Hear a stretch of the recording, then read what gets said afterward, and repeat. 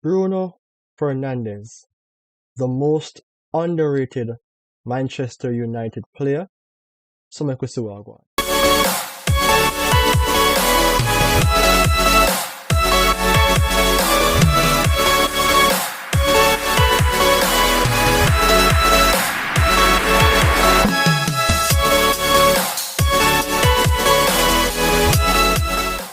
Samira beats one. He finds Anthony. Anthony finds Fernandes! Again and again, he continues to score for Manchester United. And I wonder, why is this guy so underrated? Welcome to Premier 7. I am your host, Ryan Nelson, coming to you once more with a top-class video as it relates to Cebolinha, the little onion, Bruno Fernandes. This man is underrated, and I don't understand why. But you all know that on Premier 7, I have something to always share. Petulant, cry cry baby, annoying are three terms placed on Bruno Fernandes by fans and non-fans. Isn't this the same for Cristiano Ronaldo? Is this a Portuguese thing? Well, I am not sure. But who wouldn't be petulant when playing in a team like Manchester United, alongside players like Harry Maguire, Scott McTominay, or even Fred? Bruno Fernandes is a player that is underrated, and for me personally, it doesn't look good. Bruno Fernandes may be underrated, and maybe Premier 7 is. However, I have to give a big shout out to the fans who continuously support this amazing platform. I have 90 subscribers, so continue to watch, like, comment, share, and subscribe for more awesome news as it relates to the top 7 teams in the Premier League.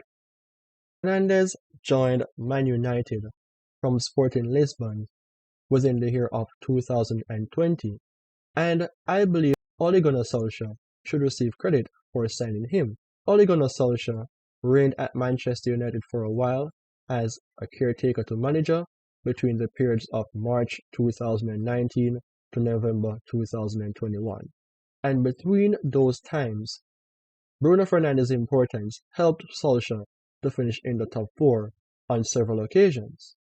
Because Solskjaer was unsuccessful as a coach in winning a title at United, he was fired. And RR, not a bike, but Ralph Rangnick came over as interim manager to take things on between the periods of 2021 to 2022, and Manchester United was shambolic, finishing 6th in the Premier League between that time. And Bruno Fernandes was cursed. He was even sticked for being a player. It is not an issue when a top player is being criticized, but it all depends on the extent for which that player is being judged. And Bruno Fernandes is proven to be petulant at times when he plays for Manchester United because it is visually seen in several games, and it does affect his performance and also the team's chemistry. However, Bruno Fernandes is an instrumental player for Man United. Within his first season, he managed to play 14 games, 8 goals, 7 assists. That is absolutely amazing for him statistically. And he managed to add on that within the next season, season 2020 to 21. 37 games, 18 goals, 12 assists. And remember, Man United had a very bad season, season 2021 to 22. But he managed to play 36 games, 10 goals, 6 assists. This man is very important. And this season, season 2022 to 23, he proved his worth to his new manager, Erik ten Hag, because United played 29 games so far, and Bruno Fernandes played in 28. That is absolutely a lot of games. He was never being substituted, and he played in every minute. But he managed to score 5 goals and making 6 assists.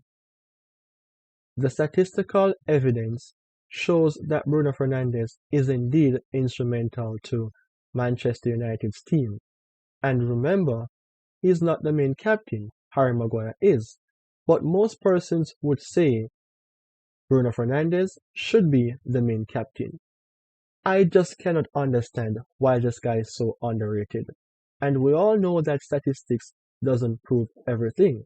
That is the reason why I do have here a pictorial representation to show you why Bruno Fernandes is important. Bruno Fernandes' main role at Manchester United is to play as an attacking midfield player. He was so good within his second season, he was even compared to Kevin De Bruyne based on goal contribution. Bruno Fernandes is still a top player, and this season 2022 into 23, Bruno Fernandes did something extraordinary based on how important he is to Erik ten Hag. Bruno Fernandes in the last game against Everton played like a register player, collecting the ball from the back line, going forward and making good passes for his teammates. Casemiro, as we know, is suspended. Bruno Fernandes even played in the Eriksen role as a central midfield player, going box to box and making good passes and breaking up plays. However, those two positions are not the only two positions that Bruno Fernandes replaced players in. He also plays some time as a right-wing player when players like Antony and Sancho isn't playing as to how Ten Hag would want for them to play based on even balance. And also, in the game against Liverpool, you should remember that Bruno Fernandes played even as a left winger for balance as well and for doing the role that Rashford was not able to play because he had to be playing as a centre forward. So you tell me, why is Bruno Fernandes so underrated? For me, he should not be because not only does the statistical evidence prove his importance, but also the pictorial representation that I showed. So that is all I have to say about Bruno Fernandes. Let me know what you think. However, continue to watch, like, comment, share, and subscribe to Premier 7 for more awesome news about teams in the top 7. Take care and goodbye.